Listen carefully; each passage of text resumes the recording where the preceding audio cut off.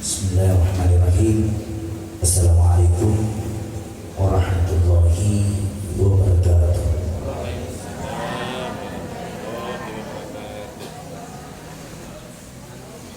Hamdan li Rabbin khussana bi Muhammadin wa anqasna min zulmatil jahli wad dayajir. Alhamdulillah.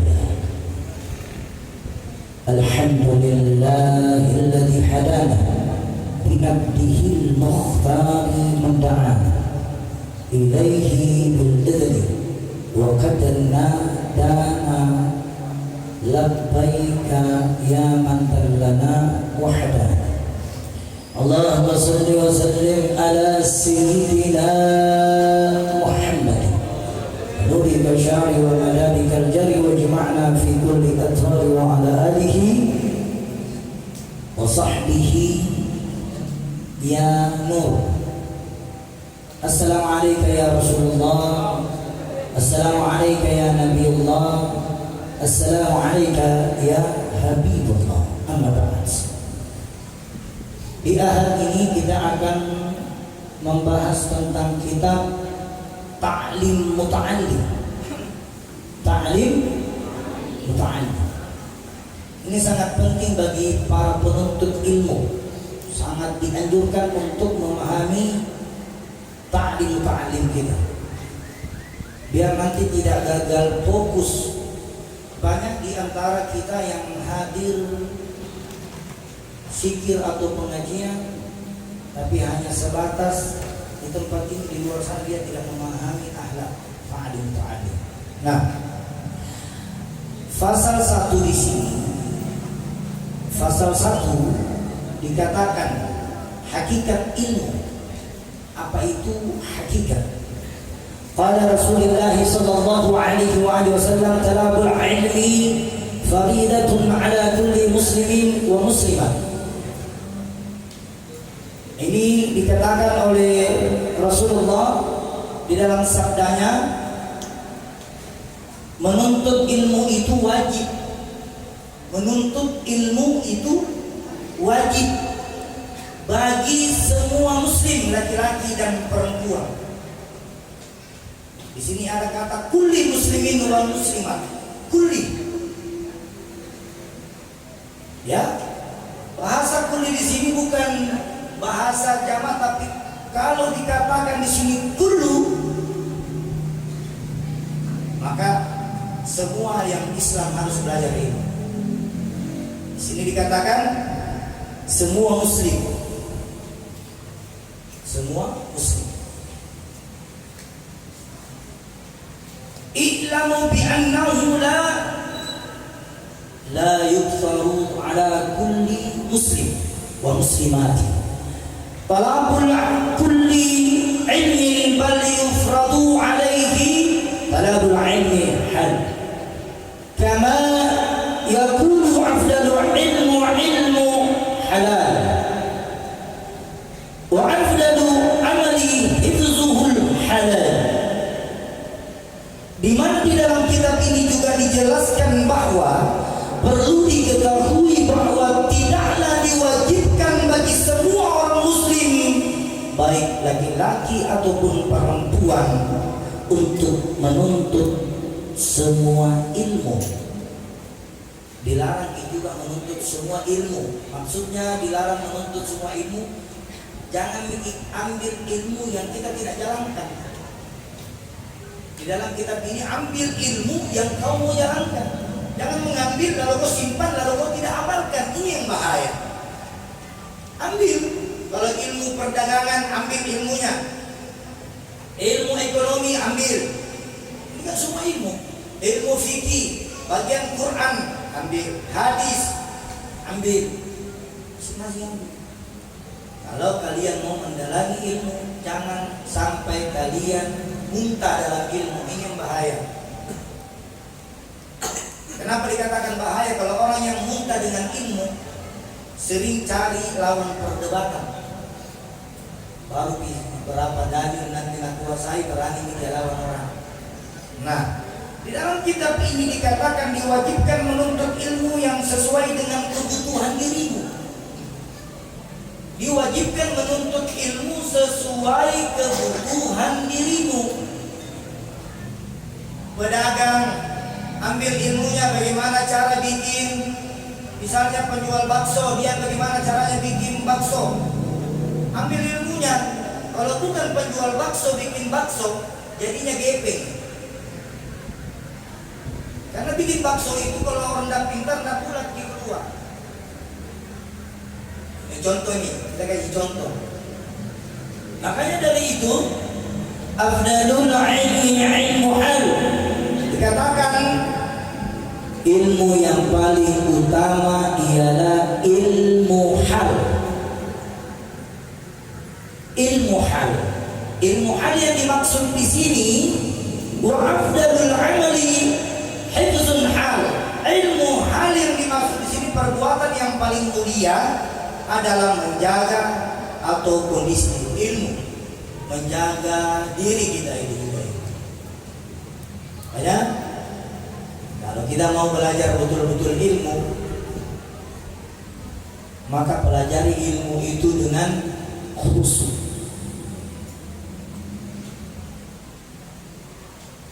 Karena orang yang tidak punya ilmu, dikatakan di sini, bagi orang yang tidak punya ilmu seperti halnya bagi orang yang tidak mempunyai guru.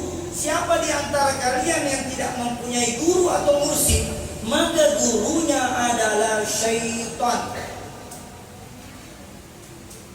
Harus ada guru. Siapa yang sekolah SD tidak ada gurunya, maka tidak tamat SD. Siapa yang sekolah SMP tidak ada gurunya, maka tidak tamat SMP. Begitu dan seterusnya. Siapa yang cerita agama lalu tidak ada gurunya, maka ini orang dikatakan berguru. Bagaimana caranya kalau saya berguru, saya belajar di Google? Tidak ada orang belajar di Google.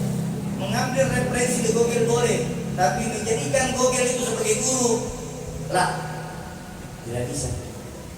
Mengambil referensi, karena banyak orang sekarang share ilmu. Kalian juga ikut share sebelum kalian baca. Ini yang bahaya. Kalau kalian mau share ilmu, terlebih dahulu baca dulu itu dari atas sampai bawah. Jangan cuma judulnya saja yang dilihat bagus, lalu kalian share.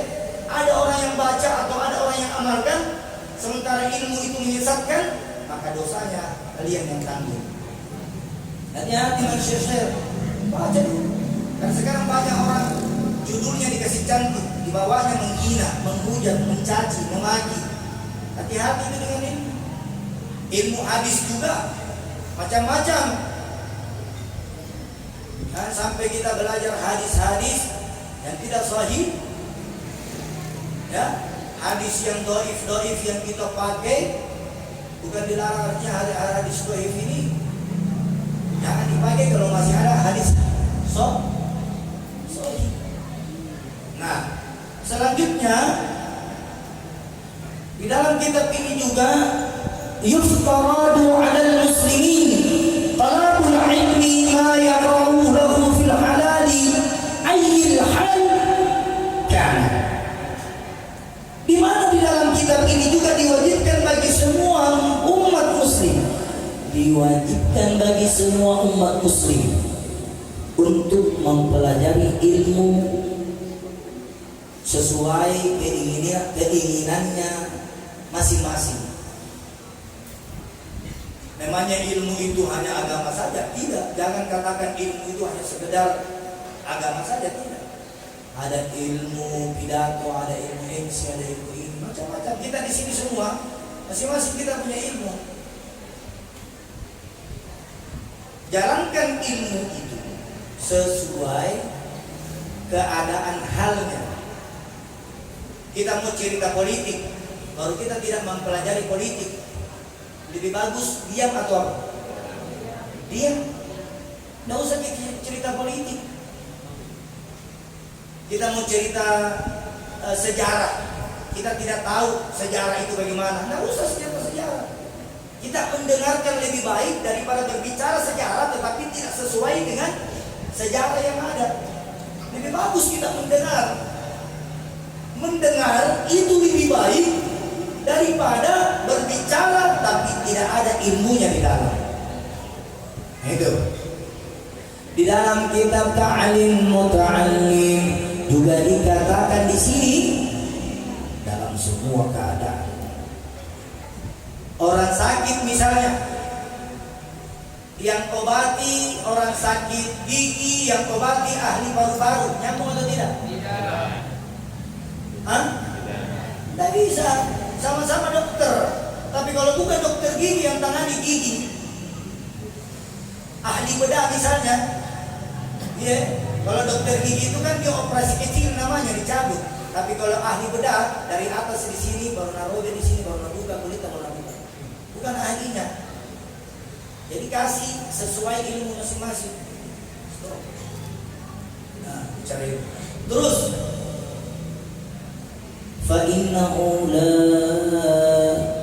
بَعْدُ لَهُ مِنَ الصَّلَاةِ فَيُفْتَرَضُ عَلَيْهِ عِلْمُ مَا يَخَافُ لَهُ فِي صَلَاتِهِ بِقَدْرِهِ مَا يُعَدِّ بِهِ فَرْضَ الصَّلَاةِ. Di dalam kitab Ta'lim Muta'allim juga ini dijelaskan bahwa karena bagi seseorang muslim adalah sebuah hal wajib baginya ambil ilmu yang sesuai. Contoh, saya mau ambil ilmu wudu, ambil ilmu wudu, jangan main cuci-cuci saja. Itu wudu ada caranya.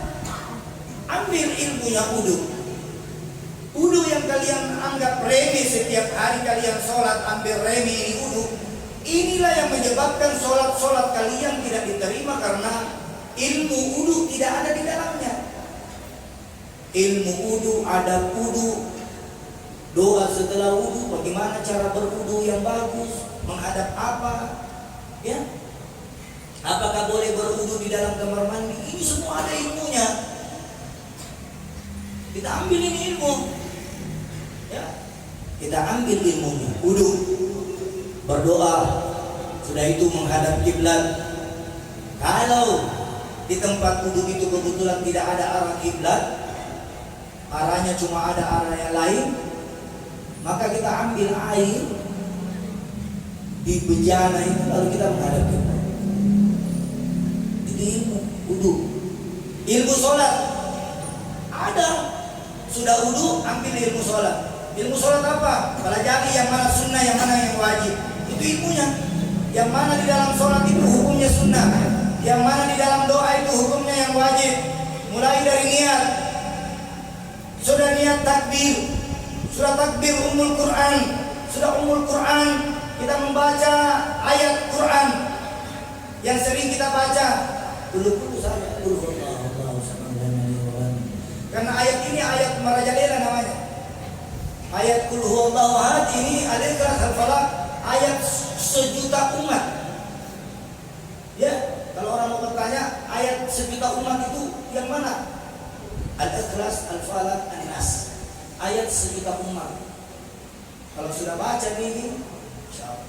Jadi duhur, Al-Fatihah, Allah. Asar itu lagi. Maghrib itu lagi.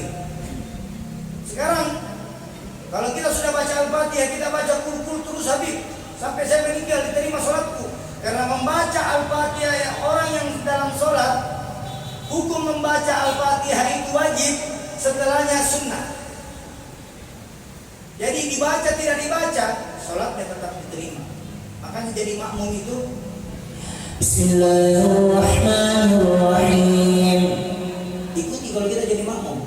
Boleh mengikuti tapi tidak boleh mendahului. Boleh mengikuti tetapi tidak mendahului imam. Bisa juga setelah imam membaca baru kita membaca. Ini hukum makmum. Kalau kita mau belajar dalam hal ilmu wudu bagaimana, ilmu sholat bagaimana, ini nanti kita bahas ya ibu. Saya singkat-singkat. Terakhir, semua ilmu, semua bidang hal itu ada tata tertib ilmunya. Itu ada tata tertib ilmunya. Kita ini di Makassar minim majelis seperti ini, minim. Minim sekali, tidak sama di daerah Jawa, di Kalimantan, di Maluku, minim sekali. Di dalamnya kalau perlu majelis ilmu itu mengajarkan orang tentang ilmu, adab, sopan santun, itu dibuta. Bahkan belajar adab itu lebih lama daripada belajar ilmu. Belajar adab itu lebih lama daripada belajar ilmu. Kau pikir orang belajar ilmu seperti ini mudah? Tidak. Tak hadir setiap hari Ahad. Enak. Yang dibaca itu saja. Yang dibaca itu saja. Tapi di dalamnya ada ilmu. Coba kita pikirkan, kalau orang yang bekerja yang bukan ilmunya, contoh bangun rumah. Kalau dia bangun rumah, konstruksinya tidak sesuai, rumah itu lama dipakai atau tidak? Tidak. Datang gempa, hancur. Kita lihat saudara-saudara muslim kita yang ada di Turki, sudah hampir 5.000 jiwa yang meninggal. Gedung-gedung di sana, ibu-ibu, bapak-bapak, gedung-gedung di Turki, sedikit kita bisa lihat gedung-gedung pendek, tinggi semua gedung-gedung. Saya bisa cerita itu. Saya sering bawa jamaah tur ke Turki, ke Oman, ke Riyadh. Sering saya bawa jamaah seperti pergi dulu tur religi, bawa ke Turki, keliling ke Turki. Sudah itu masuk ke Jeddah, Jeddah Madinah, Madinah Mekah, Mekah kembali ke Jeddah, Jeddah kembali ke Indonesia. Itu gedung-gedung di sana besar-besar, datang gempa, hancur. Kenapa? Bisa saja biar bagus konstruksimu, ya.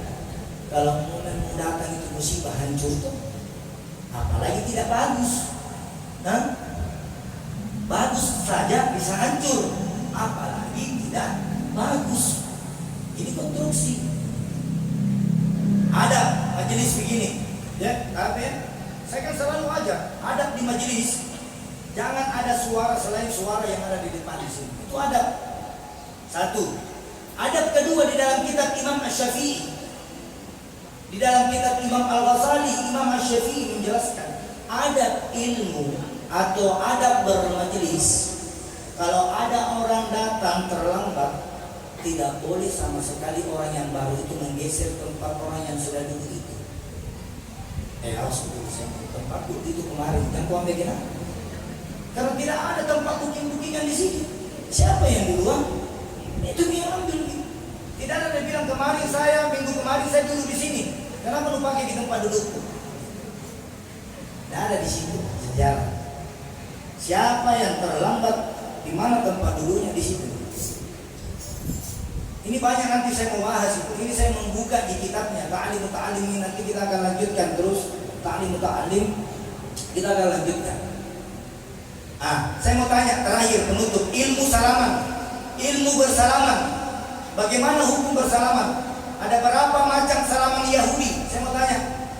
Ada berapakah macam salaman orang-orang kafir atau orang-orang Yahudi? Ada berapa? Ada 3 macam salaman bentuk orang-orang Yahudi. Salamannya bagaimana? Kalau ada orang yang salaman sama orang tuanya, simpan di jidatnya, itu salaman Yahudi.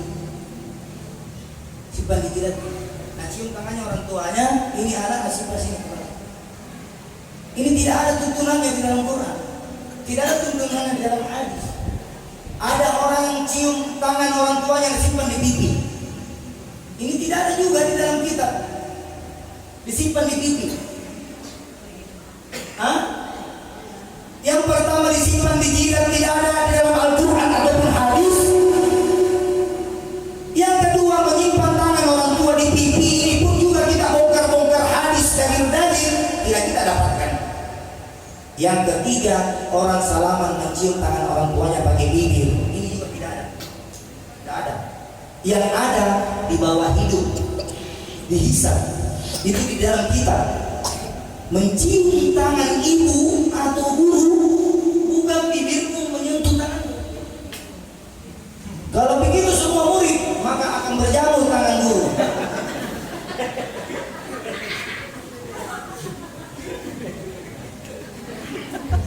Ya, tidak boleh di sini, tidak boleh di sini, tidak boleh di bibir. Di mana? Di bawah diusap, dihirup. Yang penting dihirup, tidak perlu tersangkut di lain. Itu adab. Itu adab. Jadi kalau kita ajarkan anak-anak tak bersalaman, disimpan di jidat, disimpan di pipi, disimpan di bibir. Ini bagi orang yang belajar kitab hadis, bongkar cari hadisnya yang menyuruh orang cium tangan pakai bibir. Yang disuruh itu mencium tangan di bawah ini. Cari kitabnya. Mau dibongkar dimanapun kitabnya kita tidak dapat. Kenapa? Karena sudah ada. Nah, yang kedua, bagaimana caranya Habib? Salaman yang benar. Salaman yang benar itu adalah tangan disimpan di bawah hidung, lalu dikecup 3 kali, sunnah. Dibalik. Sudah itu di dalam kitab Imam Syafi'i ataupun Imam Al-Ghazali sudah dicium itu, baru dipeluk itu orang tua, dicium dadanya itu orang tua. Hah? Ada yang bisa contoh kali sini? Siapa? Kata, siapa yang mau kasih contoh? Hah? Ayo, satu orang. Supaya itu ibu-ibu, bapak-bapak, anak-anak tahu. Siapa? Yang sudah tahu itu hukumnya. Ayo, waktu.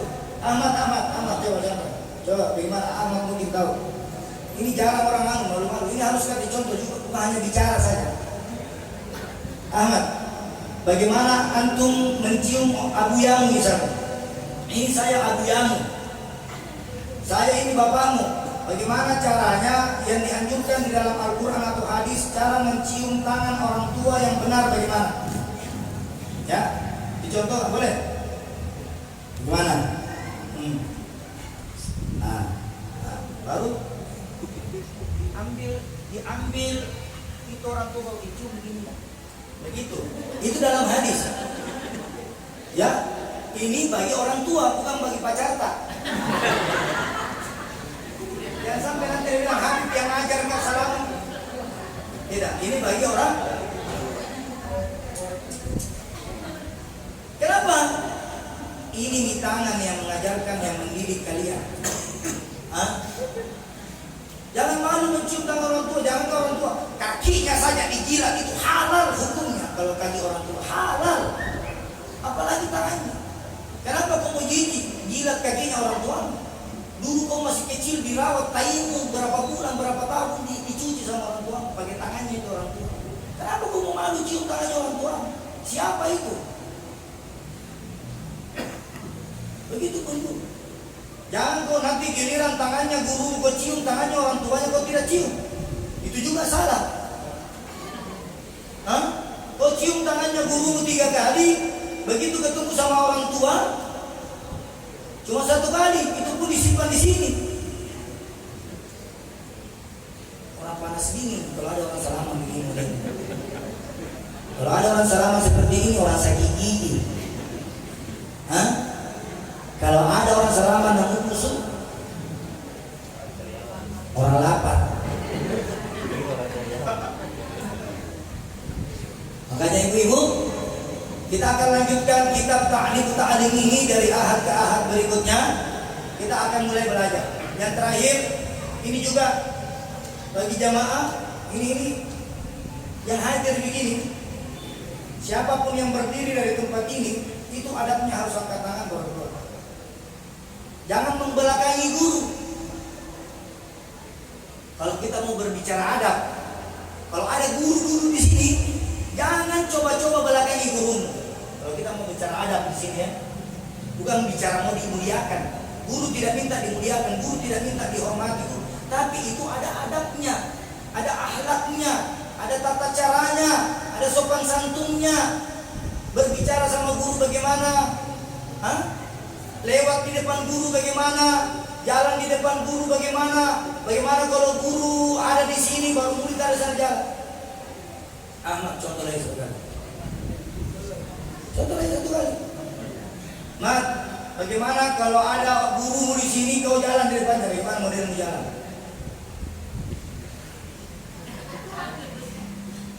Ini masih salah. Ini masih salah. Masih salah. Nanti dia belajar insya Allah. Salah. Kalau kau di sini duduk, kau mau keluar di majelis, bagaimana caranya? Kau duduk di sini ya, duduk di sini mau izin keluar di majelis, apa langsung keluar atau bagaimana? Adabnya mau izin keluar di majelis bagaimana? Tidak usah datang sama saya. Antum mau keluar, mau keluar kencing misalnya, bagaimana izinnya? Gimana jalannya?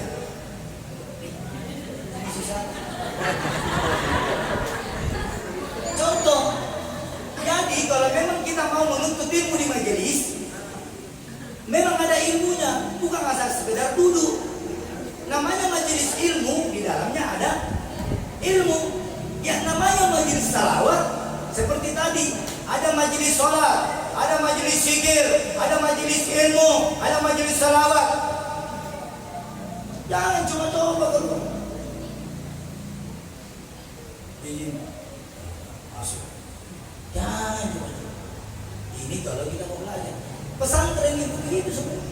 Tuh murid, ada gurunya, dia lihat sekitar 100 meter itu murid berdiri sambil dia tunggu dengan kepala. Dia tidak berani angkat kepalanya sebelum gurunya hilang di mukanya. Ini pelajaran. Tidak ada habaib mau kiai ulama mau diminta dihormati, tidak ada. Bukan tuntunan, bukan ulama yang suruh kau cium tangan, bukan. Bukan ulama, bukan kiai, bukan dai, bukan ustaz, bukan habaib, bukan wali yang suruh kau cium tangan. Yang suruh memuliakan para guru itu bukan manusia, tapi Allah Subhanahu wa ta'ala. Manusia. Ini cerita adab. Ya, dia bawa ilmu. Ini tangannya bisa dicium tidak? Ini tangan, jangan lihat kecilnya. Siapapun yang menyampaikan kebenaran, maka disunahkan dicium tangan. Ini gimana? Jangan kuliah apa kau itu yang sampaikan anak-anak? Kuliah yang kecil. Jangan berpikiran seperti itu. Semua orang dulu kecil, tapi tidak semua orang di kecilnya belajar ilmu. Ya, jadi ibu-ibu, bapak-bapak sepakat untuk membahas kitab ini nanti di ahad berikutnya. Kita akan bahas, kita kupas bagaimana cara duduk yang benar, bagaimana cara berdiri yang benar, bagaimana cara berwudu yang benar, bagaimana sholat yang benar, bagaimana cara berbincang sama orang tua yang benar, bagaimana berbicara sama teman sendiri, sahabat sendiri, semua ada ilmunya. Bagaimana cara berpakaian, bagaimana cara minum, bagaimana cara makan, bagaimana cara masuk kamar mandi, bagaimana cara keluar kamar mandi, semua di dalam kitab Ta'lim Muta'andim itu sudah di dalam. Kullu halas. Wabillahi taufiq wal hidayah. Assalamualaikum warahmatullahi wabarakatuh. Ya, dia bawa ilmu. Ini tangannya bisa dicium tidak? Ini tangan, jangan lihat kecilnya. Siapapun yang menyampaikan kebenaran, maka disunahkan dicium tangan. Ini gimana? Yang kuliah apa kau itu yang sampaikan anak-anak? Kuliah yang kecil. Jangan berpikiran seperti itu. Semua orang dulu kecil, tapi tidak semua orang di kecilnya belajar ilmu. Sudah. Ya. Jadi ibu-ibu, bapak-bapak sepakat untuk membahas kitab ini nanti di ahad berikutnya. Kita akan bahas, kita kupas bagaimana cara duduk yang benar, bagaimana cara berdiri yang benar, bagaimana cara berwudu yang benar, bagaimana sholat yang benar, bagaimana cara berbincang sama orang tua yang benar, bagaimana berbicara sama teman sendiri, sahabat sendiri, semua ada ilmunya. Bagaimana cara berpakaian, bagaimana cara minum, bagaimana cara makan, bagaimana cara masuk kamar mandi, bagaimana cara keluar kamar mandi, semua di dalam kitab Ta'lim Muta'andim itu sudah di dalam. Kullu halas. Wabillahi taufiq wal hidayah. Assalamualaikum warahmatullahi wabarakatuh.